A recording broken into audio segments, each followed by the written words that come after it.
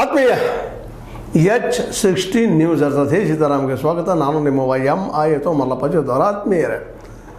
BDCC ದಿನಾಲು ಒಂದು ಮಾಡ್ತಾ ಇದ್ದೀವಿ. ಯಾಕಪ್ಪ ಅಂತಂದ್ರೆ ಈ ನಮ್ಮ ರೈತರನ್ನ ಇವತ್ತು ಎಬ್ಬಿಸಬೇಕಾಗಿದೆ, ಎಚ್ಚರಿಸಬೇಕಾಗಿದೆ. ಇದೊಂದು ದೊಡ್ಡ ಅವಕಾಶ ಸಿಕ್ಕದು ರೈತರಿಗೆ. ಚುನಾವಣೆ ಎಲ್ಲ ಕಡೆ ನಡೆಯುವಂಥದ್ದು 15-16 ಕ್ಷೇತ್ರಗಳಲ್ಲೆಲ್ಲ ಚುನಾವಣೆ ನಡೆಯುವಂಥದ್ದು ನಿಶ್ಚಿತ ಅನ್ನಿಸ್ತಾ ಇದೆ. ಇತ್ತೀಚೆಗೆ ಎಲ್ಲ MLAಗಳು ನಾವು ಚುನಾವಣೆ ಮಾಡಲೇಬೇಕು, ಯಾರ ಕೈಗೊಂಬೆ ಅಲ್ಲ ಅನ್ನುವಂಥ ನಿರ್ಧಾರಕ್ಕೆ ಬರ್ತಾ ಇದ್ದಾರೆ, ಸಮಾನತೆಯನ್ನು ಬಯಸ್ತಾ ಇದ್ದಾರೆ. ಈ ದಿಶೆಯಲ್ಲೇ ಚುನಾವಣೆ ಆಗೋದು ನಿಶ್ಚಿತ ಏನೋ ಅಂತ ಅನ್ನಿಸ್ತಾ ಇದೆ. ಈ ಸಂದರ್ಭದಲ್ಲಿ ನಮ್ಮ ವರದಿಗಾರಲ್ಲ ಅಲ್ಲೆಲ್ಲ ಕೇಳಿದ್ದೇನೆ, ನೋಡಿದ್ದೇನೆ, ಮಾತಾಡಿದ್ದೇನೆ, ನಮ್ಮ ವಿಷಯ ಹೇಳ್ಕೊಂಡು ನಾವೊಂದಿಷ್ಟು ತಮ್ಮೊಂದಿಗೆ ಈ ವಿಷಯ ಚರ್ಚೆ ಮಾಡ್ಬೇಕಂತ ವಿಚಾರ ಮಾಡ್ತಾಯಿದ್ದೀವಿ ಅಂತ.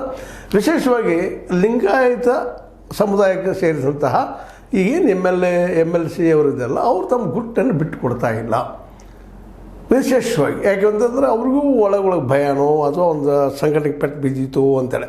ಯಾಕಂದರೆ ಲೋಕಲ್ ರಾಜಕಾರಣ ನೋಡಿದಾಗ ಸಹಜವಾಗಿ ಏನಪ್ಪ ಅಂತಂದ್ರೆ ಒಂದು ಡಾಮಿನೆನ್ಸ್ ಇವತ್ತು ಕತ್ತಿಯವ್ರದ್ದಾಗಿರ್ಬೋದು, ಇವತ್ತು ನಮ್ಮ ಜಾರಕಿಹೊಳಿ ಅವ್ರದ್ದಾಗಿರ್ಬೋದು, ಇವ್ರ ಡಾಮಿನೆನ್ಸ್ ಹೆಚ್ಚಿರ್ತದೆ, ಪ್ರಭಾವ ಒಳಗಾಗೋದು ಬೇಕಾಗಿಲ್ಲ. ನಾವು ಅವ್ರ ಜೊತೆಗಿದ್ದು ನಾವು ಏನು ಮಾಡೋದು ಮಾಡ್ತೀವಿ ಅನ್ನೋ ಮಾತುಗಳು ಕೇಳಿ ಬರ್ತಾ ಇದ್ದಾವೆ. ಇದೆಷ್ಟು ಮಂದಿ ಸತ್ಯ ಸುಳ್ಳಾಗಿ ಗೊತ್ತಿಲ್ಲ ಇವತ್ತು. ಯಾಕಂದ್ರೆ ಈ ನಮ್ಮ ಕ್ಷೇತ್ರದಲ್ಲಿ ಗೋಕಾಕ ಆಗಿರ್ಬೋದು, ಎಮ್ಮಕಂಬಡಿ ಆಗಿರ್ಬೋದು, ಅಥವಾ ನಮ್ಮ ಬದಿಯ ಈ ಒಂದು ಮೂಡಲಿಗೆ ಅಂದರೆ ಇದರ ಅರ್ಥ ಅರಮಾವಿ ಕ್ಷೇತ್ರದಲ್ಲಿ ಆಗಿರ್ಬೋದು, ಅಥವಾ ಕತ್ತಿಯವ್ರ ಕ್ಷೇತ್ರದಲ್ಲಿ ಆಗಿರ್ಬೋದು, ಡಾಮಿನೆಂಟ್ ಇದ್ದಾರಲ್ಲ ಯಾರು ಆ ಕ್ಷೇತ್ರದಲ್ಲಿ ವಿಶೇಷವಾಗಿ ಮತದಾರ ಬಾಯಿ ಬಿಡಲಿಕ್ಕೆ ಹೋಗೋದಿಲ್ಲ.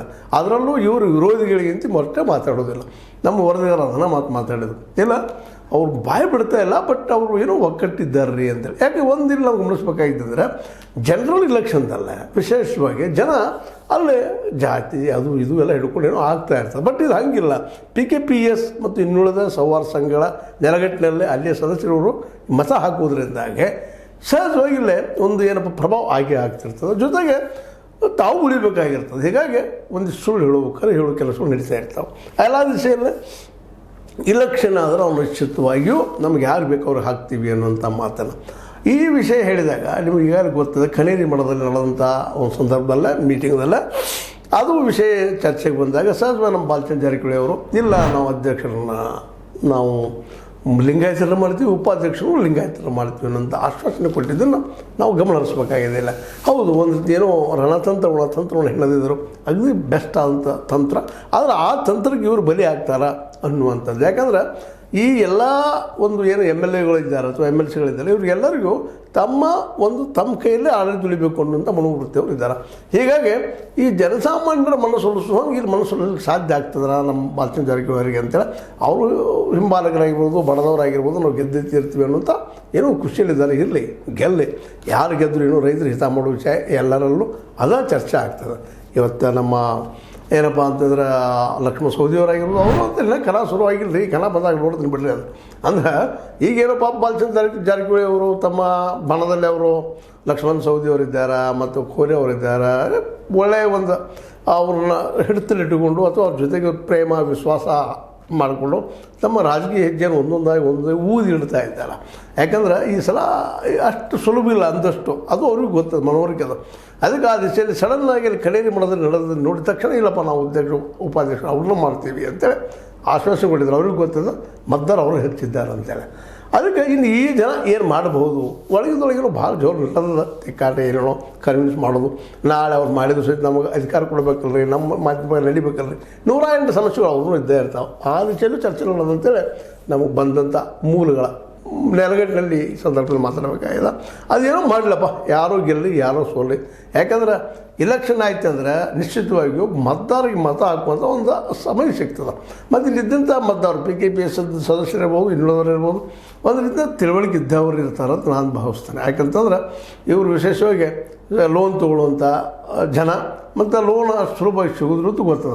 ಈ ಸಹಕಾರ ಸಂಘಗಳಲ್ಲಿರ್ಬೋದು ಅಥವಾ ಈ ನಮ್ಮ DCC ಬ್ಯಾಂಕ್ಗಳಿರ್ಬೋದು, ಒಂದಿಷ್ಟು ಪ್ರಭಾವ ಬೇಕಾಗ್ತದೆ, ಭೂಮಿ ಬೇಕಾಗ್ತದೆ, ಅದಕ್ಕೆ ಸಾಕ್ಷಿದಾರರು ಜಾಮೀನುದಾರರು ಬೇಕಾಗ್ತಾರೆ. ಅವೆಲ್ಲ ನಿಮ್ಗೆ ಗೊತ್ತಿದ್ದ ವಿಷಯ ಅದಾವೆ. ಅದನ್ನೆಲ್ಲ ಹೊಲಿಸ್ಬೇಕಾದ್ರೆ ಬುದ್ಧಿವಂತಿರ್ಬೇಕಾಗ್ತದೆ. ಲೋನ್ ತೊಗೊಳ್ಳೋದು ಸುಮ್ಮನೆ ಯಾರಿಗೂ ಲೋನ್ ಕೊಡೋದೇ ಇಲ್ಲ, ನಿಮಗೆ ಗೊತ್ತಿರಲಿಲ್ಲ. ಯಾಕೆ ಯಾವುದೋ ರಾಷ್ಟ್ರೀಯ ಬ್ಯಾಂಕ್ ಹೋಗಿರಿ, DCC ಬ್ಯಾಂಕ್ ಹೋಗಿರಿ, ಮತ್ತು ಆ ಬ್ಯಾಂಕ್ ಹೋಗಿರಿ, ಏನೋ 5-10 ಸಾವಿರ ಮನೆಯಾಗ ಅವ್ರು ಭಾಳ ಅದು ಅಲ್ಲಿ ಪ್ರಭಾವಿ ವ್ಯಕ್ತಿ ಹೇಳಿದಾಗ ಒಂದಿಷ್ಟು ಲೋನ್ ಸಿಗ್ತಿರ್ತದೆ. ಇಲ್ಲ ಲೋನ್ ಸಿಗೋದಿಲ್ಲ. ಒಂದು ಎಮ್ಮೆ ಕೊಡೋದಿಲ್ಲ ಅಂದರೆ ಒಂದು 100 ಸಲ 1000 ಸಲ ಅಡ್ಡಾಡಬೇಕಾಗ್ತದೆ ಬ್ಯಾಂಕಿಗೆ. ಮಾಡ್ತೀನೋ, ಇಂದ ಮಾಡ್ತೀನೋ, ನಾಳೆ ಮಾಡ್ತೀನೋ, ಮುಂಜಾನೆ ಮಾಡ್ತೀನೋ ಅಂತೇಳಿ ಅಡ್ಡಾಡಿಸೋದನ್ನು ನಾವು ನೋಡ್ತಾ ಇರ್ತೀವಿ. ಒಂದು ಎಮ್ಮೆ ಕೊಳ್ಳೋದಕ್ಕೆ ಸಾಲಕ್ಕಾಗಿ. ಈ ಎಲ್ಲ ದಿಶೆಯಲ್ಲೇ ಇವರೆಲ್ಲ ಜಾಗೃತ ಮತದಾರ ಇದ್ದಾರೆ. ಇವ್ರು ಏನು ಮಾಡ್ಬೋದು ಅನ್ನೋದು ಈಗಾಗಲೇ ಒಂದು ಭಾಳ ನಿಗೂಢ ಆಗ್ತಾ ಹೋಗ್ತದೆ. ಬಟ್ ಬಾಲಚಂದ್ರ ಜಾರಕಿಹೊಳಿಗಂತೂ ವಿಶ್ವಾಸ ಅದ, ನಾವು 14 ಗೆಲ್ತೀವಿ ಅನ್ನೋಂಥ ಮಾತನ್ನು ಅವರು ಮತ್ತು ಅವ್ರ ಬೆಂಬಲಿಗರು ಮಾತಾಡ್ತಾ ಇದ್ದಾರೆ. ಆಗಲಿ ಅವ್ರ ಬಾಯಿ ಹರಿಕೆ ಅಂತ. ಆದ್ರೆ 14ಕ್ಕೆ ರಾಜಕಾರಣ ಈ ಸಲ ಆಗಲಿಕ್ಕಿಲ್ಲ ಅನ್ನೋದು ಮಾತ್ರ ಮತ್ತು ಸ್ಪಷ್ಟ ಆಗ್ತಾಯಿದೆ. ಯಾಕಂದ್ರೆ ಈಗ ಮೊದಲಿಗೆ ಬರೋದು ಹುಕ್ಕೇರಿ ಈ ಒಂದು ವಿದ್ಯುತ್ ಸಂಘದ್ದು, ಅಲ್ಲಂತೂ ನಿಶ್ಚಿತವಾಗಿ ಇಲೆಕ್ಷನ್ ಆಗುವುದೇನ. ಆ ಇಲೆಕ್ಷನ್ ಆಯ್ತಪ್ಪ ಅಂತಂದ್ರೆ ಸಹಜವಾಗಿ ಅಲ್ಲೇ ಕತ್ತಿಯವ್ರ ಪ್ರಭಾವ ಬೀರಲಿಕ್ಕೆ ಪ್ರಯತ್ನ ಮಾಡೋರು. ಈಗಾಗಲೇ ಅಲ್ಲಿ ಹುಕ್ಕೇರಿಯಲ್ಲಿದ್ದಂಥ ನಮ್ಮ ಜಾರಕಿಹೊಳಿಯವರ ಫಾಲೋವರ್ಸು ಇಲ್ಲ ನಾವು ಪೊಲೀಸ್ ಸ್ಟೇಷನಲ್ಲಿ ನೋಡ್ರಿ ಮಾಡಿರಿ ಅನ್ನೋದು ಅವ್ರು ಭಯವನ್ನು ತುಳ್ಕೊಳ್ತಾ ಇದ್ದಾರೆ. ಸಹಿತ ಈಗ ನಾವು ಕೇಳಿದ್ವಿ ಅದನ್ನು. ಈ ಎಲ್ಲ ದಿಶೆಯಲ್ಲೇ ನಮ್ಮ ಸತೀಶ್ ಅವರು ಸಹಿತ ಇಲ್ಲ ಭಯ ಪಡುವಂಥದ್ದು ಏನಿಲ್ಲ, ಅವ್ರು ಭರವಸೆ ಕೊಡ್ತಾ ಇದ್ದಾರೆ, ಇಲೆಕ್ಷನ್ ಮಾಡೋದಕ್ಕೂ ಮುಂದಾಗಿದ್ದಾರೆ. ಹೀಗಾಗಿ ಆ ಇಲೆಕ್ಷನ್ ಭಾಳ ಮಹತ್ವದ. DCC ಬ್ಯಾಂಕ್ ಇದ್ದು ಪೂರ್ವಲ್ಲ, ಇದು ಇಲೆಕ್ಷನ್ ರಿಸಲ್ಟು ಆಗಿರ್ತದೆ. ಈ ಒಂದು ಸಂದರ್ಭದಲ್ಲಿ ಯಾರು ಗೆಲ್ತಾರೋ, ಈಗ ನಾವು ಹಿಂದಿನ ಎಪಿಸೋಡಲ್ಲಿ ಮಾತನ್ನು ಹೇಳಿದ್ವಿ, ಅವ್ರು ಪ್ರಬಲರಾಗ್ತಾರೆ. ಇದೆಲ್ಲನೂ ನೋಡ್ಕೊಂಡನ ನಮ್ಮ ಲಕ್ಷ್ಮಣ ಸವದಿಯವರು ಇನ್ನೂ ತಯಾರಾಗಿರಲಿ ಅಂತ ಹೇಳ್ತಾ ಇದ್ದಾರೆ. ಆದ್ರೆ ಅವರು ತಮ್ಮ ದಾಳವನ್ನು ನಂತರದಲ್ಲಿ ಯೂಸ್ ಮಾಡಬಹುದು ಅನ್ನೋ ತರ್ಕನೂ ಇಲ್ಲದ. ಆದರೂ ಸಹಿತ ಅವರನ್ನು ನಂಬಿದಂಗೆ ನಮ್ಮ ಜಾರಕಿಹೊಳಿ ಬದಲಿಸಲು ಅವ್ರ ಪರವಾಗಿ ಮಾತಾಡ್ತಾ ನಡೆದಿದೆ. ಇದು ರಾಜಕೀಯ, ಅದ್ರ ಬಗ್ಗೆ ಅಂತ ಎಲ್ಲ ಮಾತಿಲ್ಲ. ಇನ್ನು ಇನ್ನೊಂದು ಇಲ್ಲಿ ಗಮನಿಸಬೇಕಾಗಿದ್ದೇನಪ್ಪ ಅಂದ್ರೆ ಬಹಳ ಮುಖ್ಯವಾಗಿ ಈ DCC ಬ್ಯಾಂಕಿನ ಒಳಮರ್ಮ ಏನದನೋ ಇರಲಿ, ಜೊತೆಗೆ ಈ ನಮ್ಮ ವಿಶೇಷವಾಗಿ ಇತ್ತೀಚೆಗೆ ಒಂದಿಷ್ಟು ರೈತರ ಪರವಾಗಿ ನಮ್ಮ ಈರಣ್ಣ ಕಡಾಡಿಯವರು ಒಂದು ಒಳ್ಳೆಯ ಮಾತುಗಳನ್ನು ಹೇಳಿದ್ದಾರೆ. ಮತ್ತು ಅವ್ರ ಮಾತು ಸರಿನೂ ಅಲ್ಲ. ಈರಣ್ಣ ಕಡಾಡಿಯವರು ಇಲ್ಲ, ನೀವು ಮತ ಹಾಕುವಂಥ ರೈತರು ಈಗ ಎಚ್ಚರಿಕೆಯಿಂದ ಮತ ಹಾಕಿರಿ, ಯಾವುದಕ್ಕೂ ಬಲಿ ಆಗಬೇಡ್ರಿ ಅಂತೇಳಿ. ಯಾವುದೇ ಆಮಿಷಗಳಿಗೆ ಬಲಿ ಆಗಬೇಡ್ರಿ, ಉಡದಾಗಿನ ಹಾಕಿಸ್ಕೊಳಕ್ಕೆ ಹೋಗ್ಬಾರ್ದು, ಭಾಳ ಮಾರ್ಮಿಕವಾಗಿ ಮಾತಾಡಿದ್ದಾರೆ. ಹೌದು, ಇದು ಆಗಬಾರ್ದು.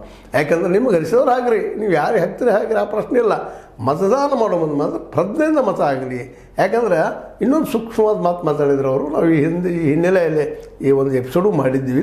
ಇದು ವಾಣಿಜ್ಯಗಳಿಗೆ ಇನ್ನೊಂದಕ್ಕೆ ಲೋನ್ ಕೊಡೋದಕ್ಕಾಗಿ ನಮ್ಮ DCC ಬ್ಯಾಂಕ್ ಉಪಯೋಗ ಮಾಡೋಕ್ಕಿಂತಲೂ ರೈತರಿಗೆ ಅನುಕೂಲ ಆಗುವಂಗೆ ಇಂಡಸ್ಟ್ರಿ ಸಾಲ ಕೊಡೋದ್ರೊಳಗೆ ಲಾಭ ಮಾಡ್ತೀವಿ ಅಂತೇಳಿ ನಂತರ ರೈತರಿಗೆ ಲೋನ್ ಇಲ್ಲದಂಥ ಪರಿಸ್ಥಿತಿ ಬಂದಿಲ್ಲಬಾರದು ಅನ್ನುವಂಥದ್ದು.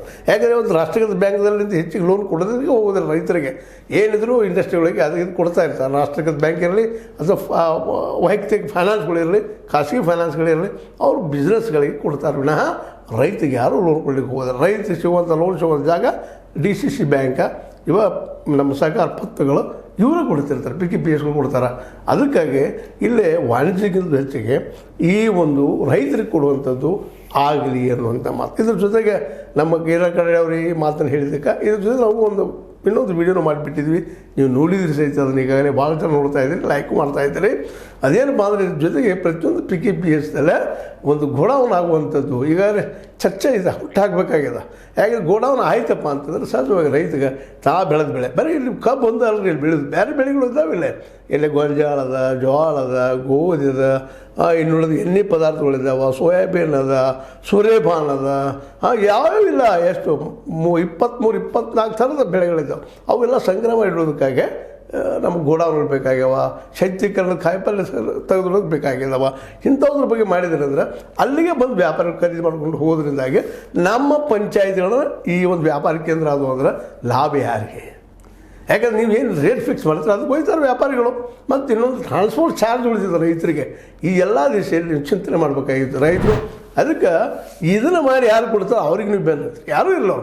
ನಾವಿಲ್ಲಿ ಯಾರು ಪರನ ಪ್ರಚಾರ ಮಾಡೋಕೆ ಹೊರಟಿಲ್ಲ, ನಮ್ಗೆ ಅದರ ಅವಶ್ಯಕತೆಯೂ ಇಲ್ಲ. ನಮಗಿರೋ ಒಂದು ಅವಶ್ಯಕತೆ ಏನಪ್ಪ ಅಂದ್ರೆ ರೈತರ ಬದುಕು ಸ್ವಚ್ಛ ಆಗಬೇಕಾಗಿದೆ. ಬರೀ ಲೋನ್ ತೊಗೊಳ್ಳೋದು ತುಂಬೋದು ಮಾತು, ಬರೀ ಪ್ರತಿ ವರ್ಷ ಲೋನ್ ತೊಗೊಳ್ಳೋದು ತುಂಬೋದು ಮಾತು, ಶೂನ್ಯ ಬಡ್ಡಿ ಕುಡಿತೀವಿ ಅಂತ ಹೇಳೋದು. ಅಲ್ಲೇ ನೋಡಿರಿ ಈ ಥರ ಗೊಬ್ಬರದ ರೇಟ್ ಏರಿಸ್ತಾರೆ, ಅದರ ಬಗ್ಗೆ ಉಪಕರಣದಲ್ಲಿ ರೇಟ್ ಏರಿಸ್ತಾರೆ. ಇವತ್ತು ಗೊಬ್ಬರ ಸಿಗ್ತಾ ಇಲ್ಲ, ರಾಸಾಯನಿಕ ಗೊಬ್ಬರಗಳನ್ನು ಅಲ್ಲೇ ಅವ್ರು ಬಡ ತಕ್ಕೊಂಡ್ಬಿಡ್ತಾರೆ. ಮುಂದೆ ಅದ್ರ ಜೊತೆ ಇವತ್ತು ನಿಮಗೆ LIC ಇವೇನು ಲೈಫ್ ಇನ್ಶೂರೆನ್ಸ್ ಅವು ಸರಿಯಾಗಿ ರೈತರಿಗೆ ಸಿಗ್ತಾ ಇಲ್ಲ. ಇವೆಲ್ಲ ನೆಲೆಗಟ್ಟಿನಲ್ಲೇ ನೀವು ಬಲಿಷ್ಠ ಆಗಬೇಕಾಗಿತ್ತು. ನಿಮ್ಮ ಮಾರ್ಕೆಟ್ ಕೈಗೆ ಸಿಗಬೇಕು. ಆ ಮಾರ್ಕೆಟ್ ಸಿಗಬೇಕಾಗಿತ್ತಪ್ಪ ಅಂದ್ರೆ ಪ್ರತಿಯೊಂದು ಗ್ರಾಮ ಪಂಚಾಯತಿ ವ್ಯಾಪಾರ ಕೇಂದ್ರ ಆಗಬೇಕು, APMC ಆಗಬೇಕು ಅಂದಾಗ ಮಾತ್ರ ಸಾಧ್ಯ ಅಂತೇಳಿ ನಾವು ಅಲ್ಲಿ ಸೇರಿಸಿದ್ವಿ. ಮತ್ತು ನಮ್ಮ ಈರಣ್ಣ ಕಡಾಡಿ ಅವರು ಭಾಳ ಯೋಗ್ಯವಾದ ಮಾತು ಮಾತಾಡಿದ್ದಾರೆ.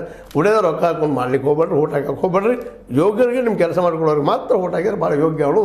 ಈ ಸಂದರ್ಭದಲ್ಲಿ ಮತ್ತು ಹೇಳ್ತಾ ಏನೂ ಇರಲಿ, BDCC ಬ್ಯಾಂಕ್ ಮಾತ್ರ ಚುನಾವಣೆಗೆ ಸಜ್ಜಾಗಿದ್ದು ಮತ್ತು ಪ್ರಬಲ ವ್ಯಕ್ತಿಗಳು ಮುಂದೆ ಬರ್ತಾ ಇರೋದು ಮತ್ತು ಎಲೆಕ್ಷನ್ ಮಾಡೇ ತಿರ್ಬೇಕು ಅಂತ ಹಂಡಕ್ಕೆ ಬಿದ್ದಿದ್ದು, ಇದು ಪ್ರಜಾಪ್ರಭುತ್ವ ದೃಷ್ಟಿಯಿಂದ ಒಳ್ಳೆಯ ಬೆಳವಣಿಗೆ ಅಂತ ಹೇಳ್ತಾ, ಇದು ನಿಮ್ಗೆ ಲೈಕ್ ಆಗಿರ್ಬೋದು. ಲೈಕ್ ಮಾಡಿ, ಶೇರ್ ಮಾಡಿ, ಕಾಮೆಂಟ್ ಮಾಡಿ, ಜೊತೆ ಸಬ್ಸ್ಕ್ರೈಬ್ ತಿಳಿಸ್ಬಿಟ್ರಿ. 60 ನ್ಯೂಸ್ ಆಗ್ತದೆ.